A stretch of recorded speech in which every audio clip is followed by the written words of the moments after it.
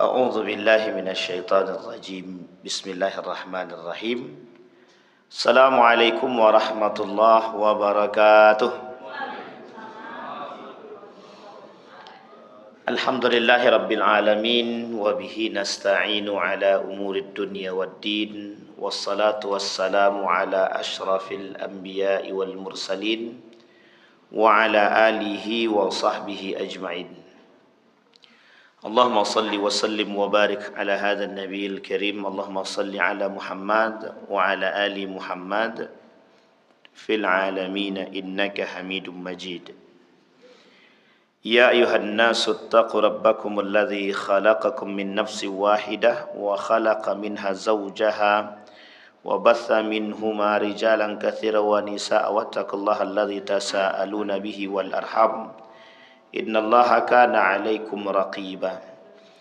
Wa qala Allah ta'ala ya ayyuhalladzina amanu taqullaha wa qulu qawlan sadida yuslih lakum a'malakum wa yaghfir lakum dhunubakum wa may yuti'illaha wa rasulahu faqad faza fawzan 'azima. Puji syukur kehadirat Allah dengan mengucapkan alhamdulillahi rabbil alamin. Bersalawat kepada Nabi dengan mengucapkan Allahumma salli ala Muhammad wa ala ali Muhammad fil alamin innaka Hamidum Majid. Mudah-mudahan di subuh hari ini Allah melimpahkan rahmat dan karunia-Nya kepada kita semua.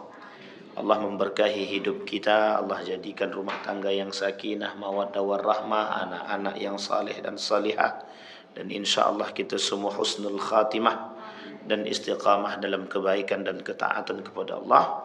Dan insyaallah Allah jaga puasa kita, Allah jaga Ramadan kita, agar Ramadan kita tetap menjadi Ramadan yang terbaik. Amin ya rabbal alamin. Baik Bapak Ibu sekalian yang berbahagia, sejatinya subuh ini saya menggantikan Ustadz Ahmad Tirmizi kalau tak salah. Kita doakan beliau semoga dalam keadaan sehat walafiat, dan mudah-mudahan perjalanan beliau perjalanan yang penuh berkah, dan insyaallah perjalanan yang diridhai oleh Allah Subhanahu wa taala. Nah, Bapak Ibu sekalian yang berbahagia, kalau dalam flyernya itu perang pemikiran, tidak ada habisnya Pak Eko. Kalau dalam flyernya itu perang pemikiran. Sebenarnya saya ingin mengkaji satu buku judulnya Seven Pillars of Wisdom. Ada 7 pilar of wisdom. Jadi gini, buku ini dituliskan oleh Edward Lawrence. Ada namanya Thomas Edward Lawrence. Thomas Edward Lawrence ini, buku dia ini populer tahun 90-an. Dalam dokumen nasional Amerika Serikat, itu beliau Amerika menuliskan tentang bagaimana caranya memecah umat Islam. Itu dokumen resmi. Syekh Ramadan Al-Buti mengulas buku ini dalam ceramahnya tentang tulisan Thomas Edward Lawrence. Cuman buku ini agak sensitif. Nah, kenapa sensitifnya? Karena di dalam buku ini, dari pemaparan Syekh Ramadan Al-Buti itu meringkas atau mereview buku ini, ada persoalan yang mungkin agak kurang mengenakan. Ada tiga gerakan yang dibangun oleh Britania Inggris. Britania. 3 gerakan ini namanya disebut dalam buku itu public city, untuk sengaja memecah belah umat muslim. Dan ini sengaja dibentuk. Satu namanya Ahmadiyah. Yang kedua Bahaiyah. Yang ketiga Wahhabiyah. Nah, ini yang sensitif nih. Tiga-tiganya sensitif ini. Tapi kalau Bahai dengan Ahmadiyah ada selesai itu. Karena fatwanya jelas itu. Cuman Bahai ini baru ada juga di Indonesia ini. Dua ini agak tidak terlalu sensitif. Tapi yang terakhirnya sensitif. Wahabiyah ini sensitif. Tapi kalau kita mau jujur dalam aspek sejarah, itu penting. Di dalam satu tulisan penting dan catatan Syekh Ramadan Al-Buti, ada yang disebut dengan poin utama dalam pemaparan beliau itu yang disebut dengan namimatun. Namimah. Namimah itu artinya adu domba.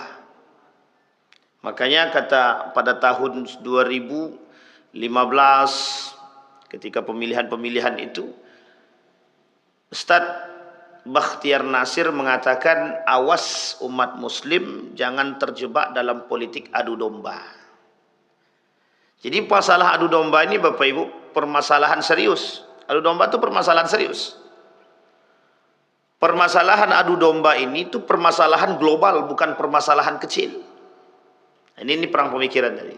Jadi permasalahan ini adalah permasalahan besar, bukan permasalahan kecil. Nabi pernah bilang di dalam riwayat yang lain, kata Nabi itu, kelak umat muslim itu banyak tapi lemah. Gitu. Akibat kelemahannya itu, Nabi sebutkan dalam hadisnya itu penyakit wahan. Hubbud dunia wa karahiyatul maut, cinta dunia dan kebencian mati. Tapi sebenarnya ada faktor lain yang menyebabkan terjadinya umat muslim itu lemah. Karena faktor pecah belah tadi. Dan ada dua faktor yang lain penyebabnya, fanatisme dan ekstremisme. Nah, ini poin pentingnya. Tapi sebelum jauh ke sana, Nabi bilang dalam hadisnya, dalam urusan spiritual, kata Nabi begini. Ini urusan spiritual, kata Nabi. Dalam hadisnya, khamsun yuftirnas sa'im. Yuftirus sa'im. 5 poin yang bisa merusak amal ibadah puasa. Kata Nabi dalam hadisnya. 5 hal yang bisa merusak amal ibadah puasa. Yang pertama kata Nabi al-kidhib, dusta. Yang kedua kata Nabi ghibah. Yang ketiga kata Nabi namimatun. Yang keempat al-halaful kadhib atau al-yamin al-kadhibah. Yang kelima an-nazar bisyahwah. Dalam 5 poin ini, yang pertama al-kidhib, dusta. Nabi bilang salah satu penyebabnya adalah dusta. Nabi bilang dalam riwayat yang lain, kelak di akhir zaman itu la taqumus saa'ah hatta taraw 70 kadzab. Kata Nabi begitu. Kelak di akhir zaman, kata Nabi, engkau tidak akan terjadi hari kiamat sampai kalian akan melihat 70 para pendusta, kata Nabi. 70 para pendusta. Ini kiasan. Ini bahasa kiasan. Apa kiasannya? Kiasannya akan muncul para pendusta. Makanya Nabi bilang dalam hadisnya itu unik. Kata Nabi dalam hadisnya, la ya'tiyanna ala nasi zamanun dajjaluna kadzabun. Sayati ala ummati dajjaluna kadzabun. Akan datang pada umatku, kata Nabi, dajjaluna kadzabun. Para pendusta yang mengikut jejak Dajjal, kata Nabi. Itu bukan tanpa sebab Nabi sebut begitu. Saking banyaknya para pendusta. Bahkan pada masa Nabi itu, pada masa Nabi masih hidup, Umar bin Khattab juga masih hidup itu ada muncul dua manusia yang kerjaannya cuma dusta aja kerjaannya. Sampai-sampai kata para sahabat Nabi, si anu ni Dajjal nih, Fulan nih bin Fulan nih Dajjal. Kata sahabat, termasuk Umar bin Khattab bilang begitu sama Nabi, ini orang Dajjal ini, Dajjal betul ini. Saking seringnya dusta gitu. Tapi tak boleh pula ada manusia dusta di hadapan kita, Dajjal sini, tak boleh. Nanti dibilang apa Dajjal pula kan. Tapi saking seringnya Dajjal, saking seringnya dusta dibilang itu. Sampai Nabi katakan kepada Umar bin Khattab katakan kepada Nabi ini orang Dajjal ini. Kemudian Nabi bilang begini. Dipanggil tuh pemuda. Kata pemuda tadi, kalau Dajjal itu matanya satu, mataku dua. Dajjal itu tidak punya anak, aku punya anak. Dajjal itu tak menikah, aku menikah. Tapi dengan itu Nabi ragu jadi. Ini Dajjal apa bukan ya? Kata Nabi. Nabi yang ragu. Dalam riwayatnya itu. Orang yang kedua sama, kondisinya sama. Kerjaannya cuma dusta saja. Sampai-sampai keluarlah bahasa di dalam di dalam hadis Nabi tadi, dajjaluna kadzabun. Kenapa kok Allah Nabi sebut dajjalun? Dajjalun berarti sifat. Kalau dajjalnya beneran, namanya Masihid Dajjal. Jadi ada dua nama. Satu Dajjal, yang kedua Masihid Dajjal. Kalau Dajjal itu disifati pada sifatnya. Makanya disebut dengan Nabi dalam hadis tadi, dajjaluna kadzabun. Orang-orang para pendusta yang bersifat sama seperti Dajjal. Karena salah satu sifatnya Dajjal adalah dusta. Nanti saya kaitkan Bapak Ibu dengan Dajjal global. Saya kaitkan dengan Dajjal global. Biar Bapak Ibu juga tahu. Tapi kalau berbicara tentang Masihid Dajjal, itu satu makhluk. Makhluk yang berbeda. Maka kata para ulama, kalau Nabi katakan dajjaluna kadzabun, itu yang dimaksud oleh Nabi adalah sifatnya. Tapi kalau yang disebut dengan Masihid Dajjal, kata Nabi, itulah yang disebut dengan manusia makhluk yang bermata satu, yang tidak menikah, yang tunjuk langit turun hujan, yang tunjuk pohon berubah jadi emas, yang ditunjuknya orang mati bisa hidup. Tipu daya dan muslihat. Dajjal ini suka melakukan adu domba dan dusta. Sama, Amerika juga begitu, kata dia. Zionis begitu, kata dia. Yahudi begitu. Pekerjaan Yahudi itu adu domba. Yahudi yang sekarang ini itu terbagi di beberapa negara. Salah satu di antaranya adalah Inggris. Jadi Inggris ini serius, merusak Islam itu serius. Ada kelompok namanya Ahmadiyah, besutan daripada Britania juga, Inggris itu. Jadi ketika Ratu Elizabeth meninggal itu, wah itu mereka puja betul itu. Mereka puja-puji itu betul, Ratu Elizabeth itu. Sampai Ahmadiyah yang di Inggris itu datang, dan yang di India itu, mereka sangat memuja-muji daripada Ratu Elizabeth. Setelah ditelusuri, ternyata memang betul itu ada buatan. Nah, maka kembali kepada poin yang tadi. Ketika Syekh Ramadan Al-Buti mengatakan 3 kelompok yang dibangun oleh Britania untuk memecah belah umat muslim dalam jalur adu domba. Strategi yang mereka buat adalah adu domba untuk memecahkan umat muslim agar umat muslim itu lemah-lemah. Nah, kembali kepada poin yang tadi disampaikan oleh Nabi dalam hadis itu. 3. Satu di antaranya Ahmadiyah. Maka difatwakanlah oleh Abu Bakar Ba'asir bahwa Ahmadiyah ini sesat, bukan Islam. Kafir, bukan Islam. Majelis Ulama Indonesia juga sama mengatakan ini aliran sesat, gitu deh. Aliran sesat. Siapa Ahmadiyah ini? Mirza Ghulam Ahmad. Kenapa kok tumbuh subur di India, gitu? Nah, ini poin pentingnya di situ. Kenapa Mirza Ghulam Ahmad ini begitu sangat dicintai? Gitu? Karena dulu ini persoalan sejarah. Persoalan sejarah. India itu termasuk salah satu negara yang dipegang oleh Turki Utsmani. Dan salah satu tempat yang dibuat untuk jalur ke Hijaz, Makkah. Dalam rangka pembangunan rel kereta api untuk menuju dari Turki ke Makkah atau Hijaz.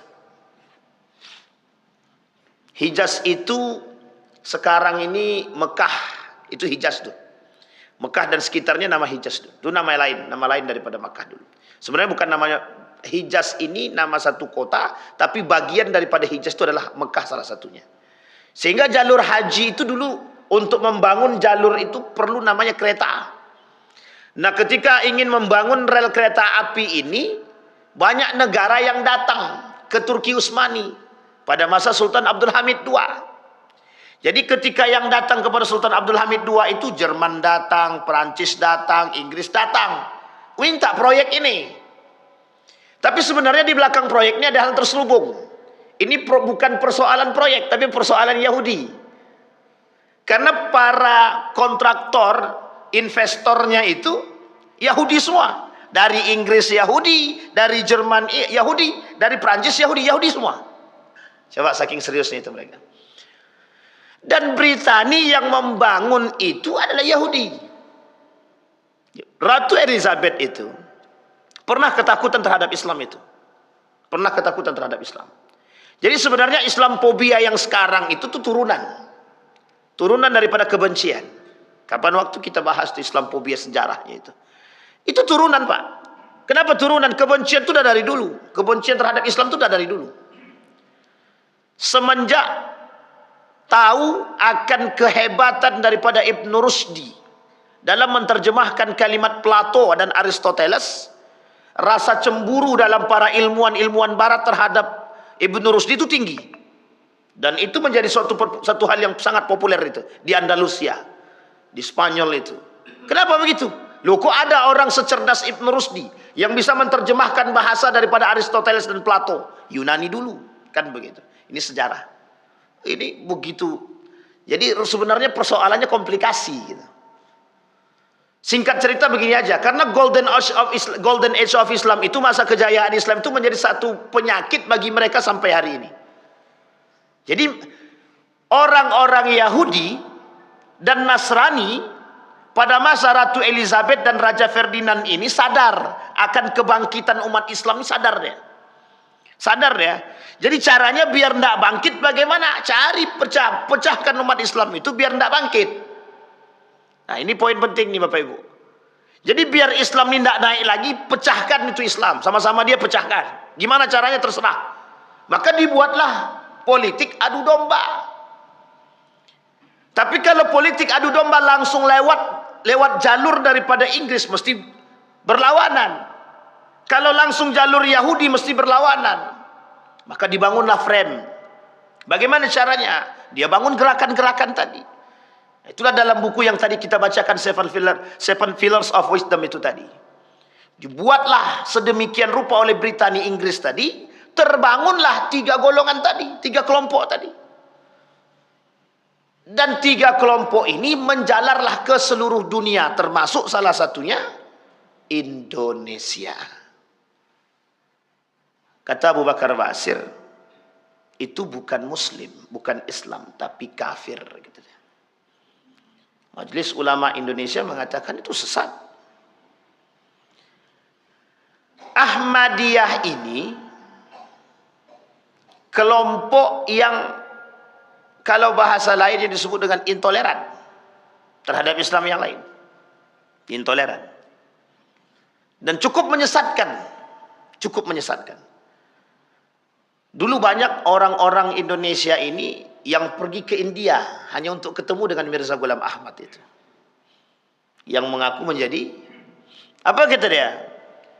Nabi yang lain itu adalah nabi-nabinya Arab. Sekarang perlu ada nabi. Maka dia merasa mendapat wahyu. Dalam satu malam dia merasa dapat wahyu. Setelah merasa dapat wahyu dengan kehebatan lisan, ini dalam bahasa lain retorika berbicara yang bisa manipulasi. Kalau bahasa lainnya hipnotis dari lisan gitu. Dia berbicara bisa membuat orang terhipnotis gitu. Sehingga ini menjadi sebuah kehebatan. Dia kata saya mendapatkan wahyu gitu. Disitulah mulai deklarasi. Uniknya penyakit yang kedua kata Nabi yang merusak dan penyebab terjadinya penyimpangan akidah, penyimpangan pemahaman agama yang baik dan benar, itu disebabkan pada poin yang kedua, fanatisme. Coba Bapak Ibu lihat, berapa banyak manusia hari ini tuh yang mengaku Imam Mahdi. Ini baru-baru ini muncul nih Pak, yang menghebohkan jagat raya Indonesia. Muncul mengaku, bapak-bapak mengaku jadi Imam Mahdi. Uniknya itu ada pengikutnya Pak. Sudah sering kejadian seperti ini, dan itu mesti sudah paham bahwa itu sesat, masih ada pengikutnya lagi. Coba itu kadang-kadang kita berpikir kecerdasan seperti apa lagi yang harus kita tampilkan gitu. Tapi betul Pak, penyebab penyimpangan akidah itu kata para ulama, termasuk dalam ulama Muhammadiyah mengatakan salah satu di antaranya itu adalah kebodohan, du'ful ilmi, kekurangan ilmu. Jadi pemahaman penyebab terjadinya penyimpangan itu. Ini kalau dikuras-kuras lagi bahaya nih Pak. Bisa banyak sesat-sesat nih Pak. Kenapa saya bilang begitu? Kita ambil contoh sederhana. Kan saya sudah pernah bilang di sini juga kalau saya tak salah. Tarawih itu Pak 23 rakaat. Itu bisa dilakukan dalam 3 jam pada masa Umar bin Khattab itu. Itu kan jihadnya, istihadnya Ini ijtihadnya daripada Umar bin Khattab 23 rakaat. Ijtihad daripada Umar bin Khattab. Makanya tidak ada hadis yang berbicara tentang tarawih, itu tak ada. Yang langsung disebutkan tarawih. Tidak ada disebutkan dalam hadis itu, langsung disebutkan oleh Nabi tarawih, itu tidak ada. Tidak ada hadisnya itu. Yang berbicara langsung tentang tarawih itu tidak ada. Tapi yang diperdebatkan oleh para ulama tentang hadis sunnahnya itu, qiyamul lailnya itu 2, 3, 8, 4. Ada yang 10 malah itu. Bapak Ibu tahu Saudi itu 13 rakaat loh. Saudi itu 13 rakaat. Mesir tahun ini, baru tahun ini Mesir itu 10 rakaat. Maaf, 8 plus 3, 11. Saudi 2 tahun yang lalu. 10 plus 3, 13. Saya yakin kalau dibuat di Indonesia mesti dibilang orang, oh ini sesat nih gitu deh. Karena nggak pernah terjadi di Indonesia 13 rakaat itu. Itu waktu pas betul saya lagi di sana itu. Bingung juga saya karena tak pernah tahu kan. Ternyata pemahamannya sederhana, bukan persoalan tarawih, persoalannya sederhana. Kata dia qiyamul lail. Coba bayangkan. Kalau kita salah dan tidak memahami konteksnya, itu mesti terjadi perdebatan itu. Pasti terjadi perdebatan. Karena dhu'ful ilmi tadi, pemahaman. Uniknya, 23 rakaat dalam 10 menit. Coba bisa kita bayangkan. 23 rakaat yang dulunya habis dalam 3 jam, bisa di-korting, diskon, sediskon-diskonnya jadi 10 menit. Itu bukan melanggar, Pak. Kalau kita katakan mungkin sesat, mungkin tidak. Tapi kalau kita katakan penyimpangan, mungkin. Sekarang sholat itu perlu tumakninah. Di mana letak tumakninah? Tidak ada, Pak. Sekarang sholat tarawih itu artinya sholat plus istirahat. Tarawih itu kan artinya istirahat. Diambil dari kalimat rawaha. Istirahat. Lu di mana letak istirahatnya kalau begitu? Bisa-bisa tulang awak patah, Pak. Dengan gerakan yang secepat demikian itu. Maka sebagian ulama mengatakan, dalam pandangan-pandangan ulama terdahulu itu, wah ini aliran aneh nih gitu. Aliran-aliran aneh. Jadi kenapa? Apa masalah terjadinya hal demikian? Dhu'ful ilmi, kurangnya pemahaman. Kurangnya pemahaman. Sampai ada yang mengatakan bahwa 443 Muhammadiyah itu sesat itu. Jadi Muhammadiyah dikatakan sesat gara-gara 443. Tidak pernah dibuat orang itu 443 itu sesat Muhammadiyah itu. Coba bayangkan, begitu cepatnya orang mengklaim sesuatu itu. Karena tidak dhu'ful ilmi tadi, kurang pemahaman tadi. Nah ini poin penting. Kenapa terjadinya penyimpangan akidah? Dan itu sengaja dibuat gitu. Coba bayangkan sekelas Ahmadiyah. Orang yang mengikutnya itu jutaan manusia, bukan sedikit, Pak, jutaan. Dan masyarakat India itu termasuk masyarakat yang paling fanatik terhadap Mirza Ghulam Ahmad. Sakit aja, sakit. Apapun sakitnya, lumpuhkah dia, itu datang ke Mirza Ghulam Ahmad itu. Dan uniknya sihirnya itu ampuh. Sihirnya ampuh. Bisa sembuh. Jadi kalau sempat seperti ini terjadi di hadap, seolah-olah apa yang dia miliki itu seperti sebuah mukjizat. Sekarang ketika kita tampilkan kepada Bapak Ibu semua, ada orang yang bisa menyembuhkan langsung gitu. Patah tangan. Ini unik ya. Ini kita lihatin Bapak Ibu yang saya sebut unik tadi. Ada orang patah tangan. Patah tangan. Kalau dalam dokter mesti harus digips segala macam kan. Dibawa ke dukun. Ditariknya tek-tek gitu. Dipijitlah 5 menit selesai. Dan sehat dia. Kira-kira aja akan banyak enggak yang datang ke tukang seperti ini? Mesti banyak. Sama halnya begitu, Pak. Dulu ada namanya metode pengobatan Ida Dayak. Itu yang datang ke hotel bukan sedikit itu. Banyak yang datang ke hotel itu rela habis karena demi kesehatan tadi. Uniknya yang ditakutkan oleh Majelis Ulama Indonesia terjerumus dalam pemahaman yang salah. Atau terjerumus dalam kesyirikan. Ini yang ditakutkan, Pak. Dan poin pentingnya, begitu Ahmadiyah begitu. Jadi Ahmadiyah ini memang sengaja dibuat. Dibuatnya di India. Namanya Ahmadiyah. Yang kedua ada namanya Bahai. Bahai ini oleh sebagian para peneliti pecahan daripada Syiah Itsna Asyariyah. Jadi Bahai ini sebagian ulama bilang itu pecahan daripada Syiah. Tapi mereka tak mau disebut Syiah, tapi pecahan daripada Syiah. Di mana populernya? Di Mesir. Pada masa siapa? Pada masa dinasti Syiah Fatimiyah. Dipopulerkan oleh dinasti Syiah Fatimiyah. Syiah Fatimiyah ini Syiah atau bukan? Syiah di mana? Di Mesir. Di Mesir juga Syiah.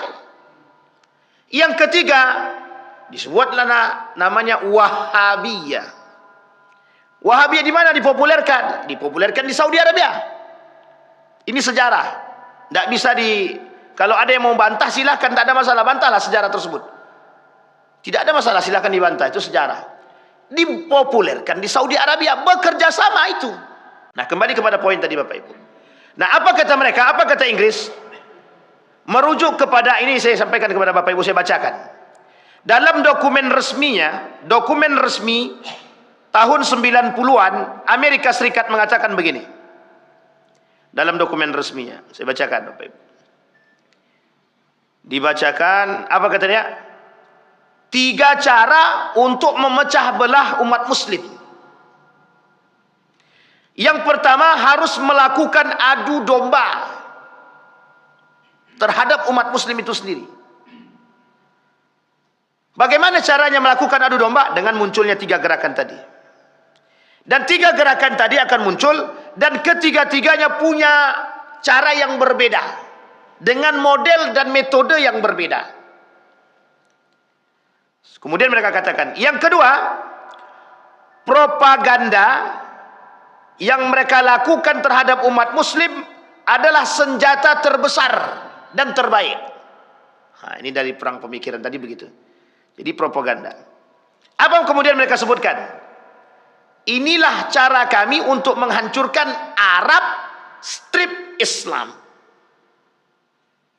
Paham maksudnya Bapak Ibu? Arab strip Islam. Jadi mereka kata yang namanya Arab itu mesti Islam. Berarti kalau kita kan bukan Arab. Kita ni, cuman mereka katakan agama kita ni agama Arab.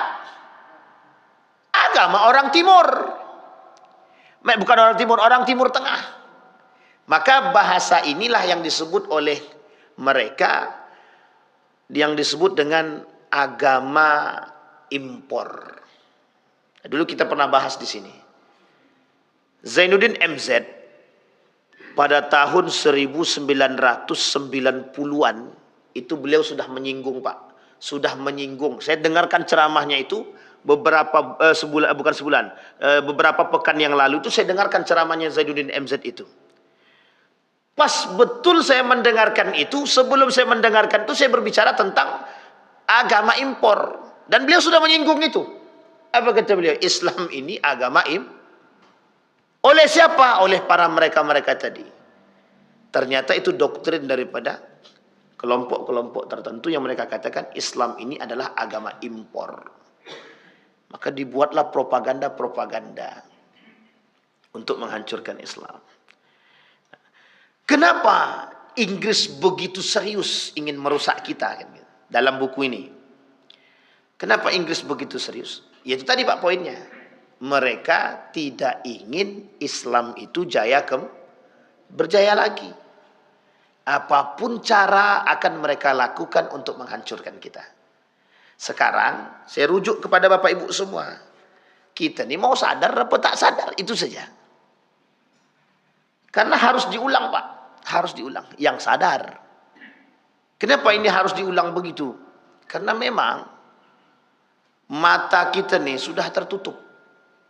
Tipu daya muslihatnya ini sampai dikatakan oleh Allah dalam Al-Quran itu, wa kadzalika ja'alna fi kulli ummatin akabira mujrimiha, kata dia. Begitulah kami jadikan dalam setiap masa, setiap tempat, pemimpin-pemimpin, para pembesar-pembesar mujrimiha, kata dia. Yang mujrimin itu zalim.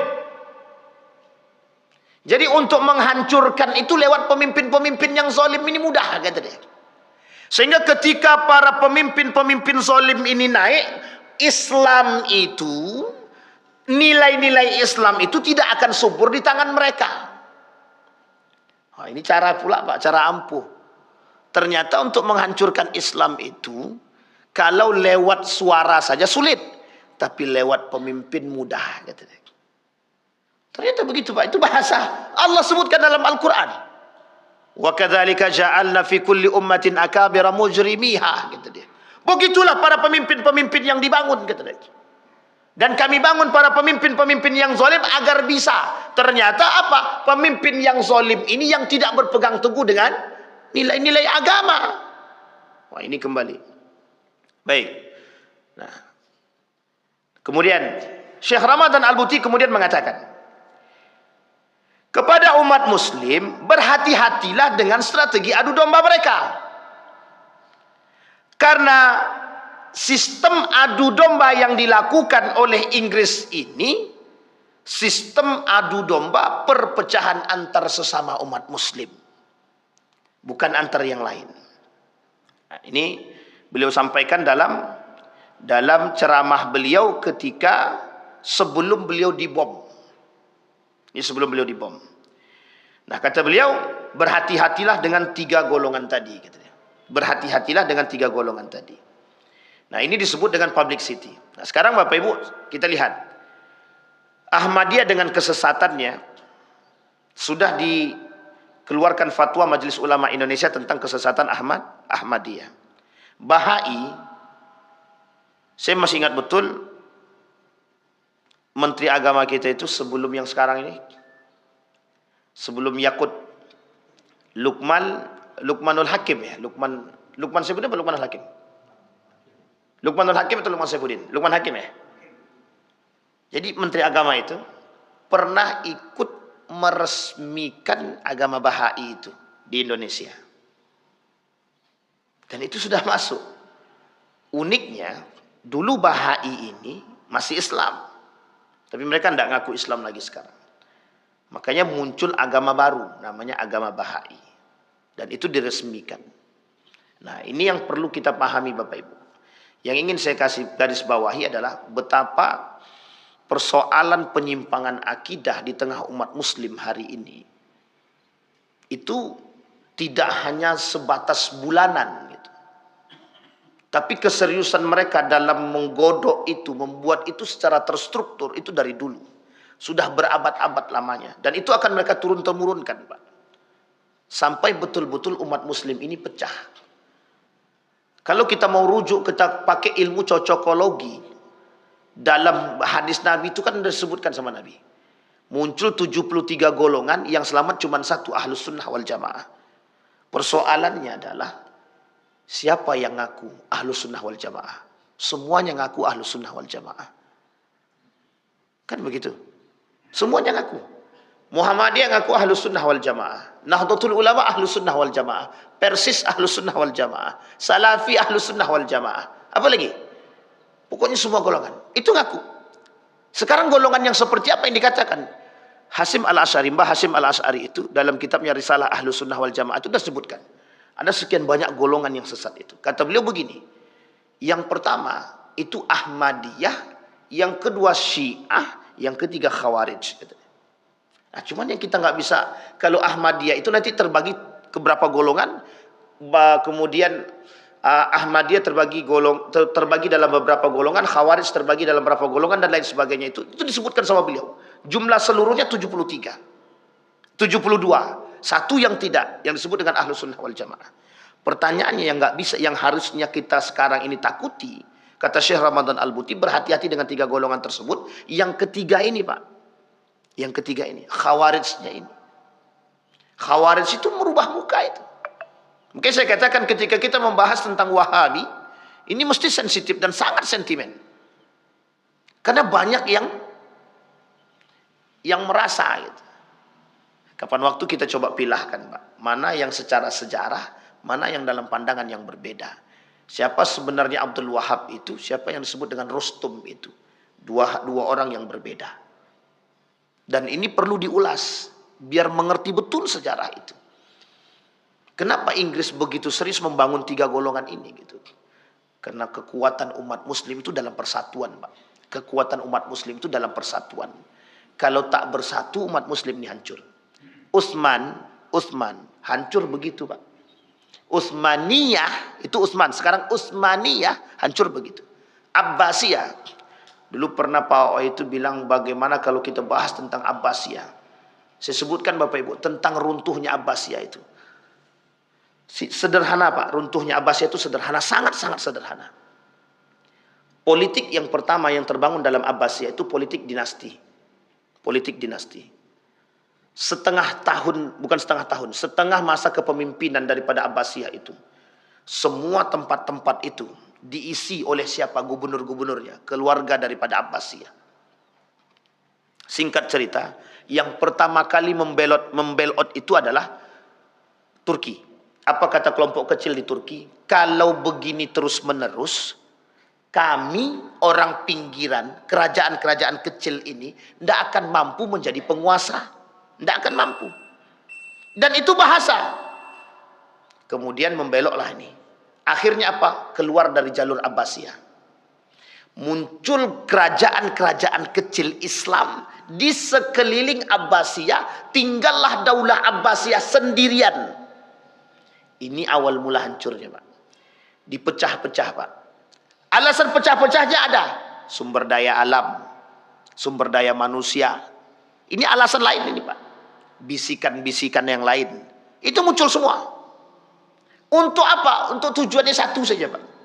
Dalam daulah Abbasiyah, runtuhnya daulah Abbasiyah itu kita akan melihat dengan terang, Pak. Betapa banyaknya kerajaan-kerajaan situ dan penguasa-penguasa yang cinta dunia itu banyak. Dan cinta jabatan itu banyak. Di masa daulah Abbasiyah. Itulah penyebabnya, Pak. Kerajaan kecil merasa tidak mendapatkan tempat, mereka keluar. Terpecahlah kerajaan-kerajaan kecil ini tadi. Singkat cerita tinggal daulah Abbasiyah sendirian. Apa yang terjadi? Mongol, Pak. Kerajaan Mongol perbatasan India Cina.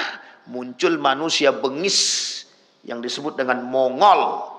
Menghabiskan dan menghanguskan daulah Abbasiyah. Singkatnya begini. Daulah Abbasiyah mengambil kerajaan kepada daulah Umayyah itu dengan cara paksa. Sakit hati. Ini sakit hatinya begini. Kenapa daulah Abbasiyah sakit hati kepada Umayyah? Karena Abbasiyah ini masih keturunan. Salah satu daripada keturunan keluarga Nabi. Dia tidak terima. Kami harus merebut itu. Direbutlah dari tangannya Umayyah. Masa kerajaan Muawiyah ini. Habis. Dia Muawiyah, Yazid bin Muawiyah terus ke bawah. Ini disebut dengan daulah Umayyah. Habis daulah Umayyah ini dia habisi oleh siapa? Dihabisi oleh Abbasiyah. Dinasti Abbasiyah yang menghabis, yang merebut. Iya. Ini bukan perang antara kafir muslim, bukan. Muslim-muslim. Sekarang pertanyaannya itu perpecahan atau bukan itu? Karena apa? Kekuasaan.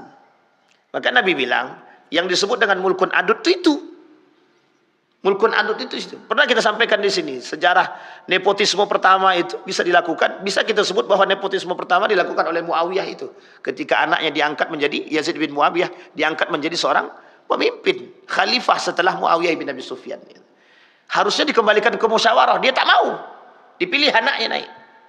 Singkat cerita hancur. Sama, hancurnya dinasti Umayyah itu sama. Ketidakpercayaan masyarakat terhadap mereka sama. Perebutan kekuasaan terjadi. Singkat cerita daulah Abbasiyah. Spanyol sama, hancurnya Spanyol juga begitu. Andalusia. Sehingga ketika Mongol uniknya, ketika dinasti Abbasiyah menghabisi Umayyah, begitu jugalah dinasti Abbasiyah dihabisi oleh kerajaan Mongol. Tapi lebih sadis daripada ketika mereka menghancurkan dinasti Umayyah. Yang Mongol nih lebih bengis, Pak. Sampai-sampai dalam riwayat itu dikatakan, siapa orang yang disebut dengan Ya'jud wa Ma'jud itu? Hampir mereka katakan karena karakternya hampir mirip, kata dia. Karakternya mirip. Satu, mereka sebutkan mirip dengan Cina. Yang kedua, mirip dengan Mongol. Kalau rujuk daripada karakter fisiknya, itu hampir mirip dengan Cina. Tapi kalau dilihat dari bengisnya, itu hampir mirip ke Mongol. Kenapa begitu? Karena karakter bengisnya, Pak. Badannya kekar, tegap, segala macam. Nah, ini persoalan Ya'jud wa Ma'jud. Dalam riwayat yang lain betul. Maka ketika Abbasiyah dihabisi, dihancurkan, itu bagaimana cara mereka menghancurkan? Habis semua Pak, tidak disisakan. Darah manusia, darah-darah itulah mereka masukkan ke laut itu Pak. Makanya disebut dengan lautan darah ketika itu. Sejarah umat muslim dihabisi dalam lautan darah itu Daulah Abbasiyah. Daulah Abbasiyah. Itu terkenal dalam semua literatur, baik literatur muslim ataupun non muslim, sama terkenal kekejaman yang dilakukan oleh mereka terhadap, saking bengisnya Pak. Mereka tidak pikir itu anak, tidak pikir itu orang hamil, tidak pikir itu orang tua, tidak pikir Pak. Nabi berperang dilihat dulu nih, orang tua, ibu hamil, anak kecil itu dilihat. Mereka tidak. Sama penghancuran Andalusia juga begitu. Sehingga ketika masa Abbasiyah inilah Bapak Ibu sekalian yang berbahagia, kita kehilangan. Apa yang kita hilang? Banyak yang kita hilang. Baghdad, salah satu kota yang terbaik ketika itu, menjadi sumber keilmuan umat muslim. Munculnya para ilmuwan-ilmuwan muslim dari situ, dihabisilah. Adalah yang disebut dengan satu perpustakaan terbaik yang dimiliki oleh umat muslim ketika itu, itulah yang dihancurkan, yang dibumi hanguskan. Setelah, ada kalimatnya Pak, setelah semua itu diambil oleh mereka. Siapa mereka ini? Kelompok-kelompok barat. Mereka bawa ke sana dulu ilmu-ilmunya Pak. Sebelum ini dihancurkan, orang-orang barat Eropa sudah belajar ke Islam. Setelah belajar ke Islam, mereka bawa ke sana. Di Andalusia ada seorang pakar yang disebut dengan Ibn Rusdi. Ibn Rusdi mengajarkan kepada mereka berbagai macam keilmuan, termasuk ilmu simbol, namanya filsafat. Disinilah ketika mereka sudah cerdas, disingkirkanlah Ibn Rusdi. Andalusia ini hancur kelak dengan gaya seperti itu. Ibn Rusdi sebagai apa? Penasehat kerajaan. Mereka nggak suka terhadap Ibn Rusdi, mereka penjarakan dan diasingkan ke negara asal, dikembalikan ke tempat asal sampai dia meninggal. Itu muslim. Singkat cerita Bapak Ibu, dalam sejarah habis nih kita, umat Islam habis. Tinggal satu-satunya kerajaan besar umat muslim ketika itu, Daulah Utsmaniyah. Direbut kembali oleh mereka kaum sekuler tadi Pak. Kapan perebutannya? 1925 runtuh Turki Utsmani, naik Kemal Atatürk. Kemal Atatürk naik 1925, di situ awal langkah mula sekularisasi. Nah, ini sejarah Pak. Jadi kerusakan kita ini terstruktur. Nah, kenapa saking seriusnya? Dan jangan salah, makanya saya bilang berkali-kali kita sampaikan bahwa posisi ini, peradaban Islam ini runtuh disebabkan siapa? Nah, kalau dulu itu perperangan, kalau sekarang runtuhnya Islam itu disebabkan umat muslim itu sendiri. Ahmadiyah itu Islam. Awalnya mereka ngaku Islam. Yang kedua Bahai itu Islam. Wahabi itu Islam. Tapi kenapa tiga golongan ini begitu sulit untuk? Yang paling berbahaya yang di akhir adalah Wahabi Pak. Karena mohon maaf, Wahabi yang dimaksud di sini, frame di sini adalah frame daripada Khawarij. Khawarij itu sudah pernah diperangi oleh Ali bin Abi Thalib dalam perang bersama melawan Wahabi. Dihabisin Pak, tidak ditinggalkan dalam satu riwayat. Tapi dalam riwayat yang lain, Ali meninggalkan 10 orang. Saking berbahayanya yang 10 orang ini sampai pada akhir Pak. Inilah yang disebut dengan Khawarij. Khawarij itu jauh lebih berbahaya. Kenapa jauh lebih berbahaya? Lebih fasih, lebih tepat, lebih dekat, dan lebih alim dalam kacamata manusia. Nggak bisa, saya katakan Pak, ini Nabi yang ngomong. Sholatnya lebih rajin, baca Qur'annya lebih fasih. Sekarang siapa yang mau nandingi? Sholat tahajudnya, duhanya kenceng Pak. Perbatasan Haruro itu, orang-orang Khawarij itu, mereka bangun itu fasih Pak, sangat fasih sekali. Dan ini bukan perkataan saya, Nabi yang bilang. Cuman mereka tidak sampai pemahamannya, cuman sampai di sini gitu. Yaqra'ul Quran hatta fi unuk, cuman sampai di sini. Dzul Khuwaisirah itu yang pertama kali bilang kepada Nabi, "Hei Muhammad, adil, yang adil lah," kata dia. Kalau kau tak, kata Nabi, kalau aku tidak adil, siapa yang bisa berlaku adil, kata Nabi. Apa kata Umar bin Khattab? Bunuh aja dah, kata dia. Ini bahasa kita ya, bunuh aja, kata Umar bin Khattab. Tapi kata Nabi, tinggalkan, kelak akan muncul dari golongan kalian orang-orang seperti ini. Yaqra'ul Quran hatta fi unuk. Dari cicit-cicitnya Zulkhuwaisirah inilah, dari generasi-generasi Zulkhuwaisirah inilah keluar yang disebut dengan Khawarij. Ketika perangnya Ali dengan Khawarij itu ada Zulkhuwaisirah di situ. Ternyata Zulkhuwaisirah itu masuk dalam bagian itu. Coba bayangkan Pak. Nah, uniknya karakter itu beda tipis Pak. Sekarang Bapak Ibu boleh lihat. Makanya bahasa para ulama, bahasanya orang disebut dengan neo khawarij itu, berhati-hati dengan kondisi seperti itu bukan tanpa sebab. Karena sudah ada sejarah yang menakutkan dari timbulnya kelompok-kelompok tertentu yang merusak, justru memecah belah umat muslim itu sendiri. Khawarij itu pernah bekerja sama dengan Amerika. Jadi ketika Amerika menghancurkan Palestina, jawaban mereka sederhana. Itu urusan politik. Ketika Yahudi menghancurkan Yahudi menghancurkan Palestina, jawaban mereka sederhana. Itu politik. Mereka nggak akan mau ikut campur, Pak. Nggak akan mau ikut campur. Nah, ini kalau kita persoalkan. Nah, kembali kepada persoalan tadi, Bapak Ibu sekalian yang berbahagia, berhati-hatilah dalam persoalan adu domba.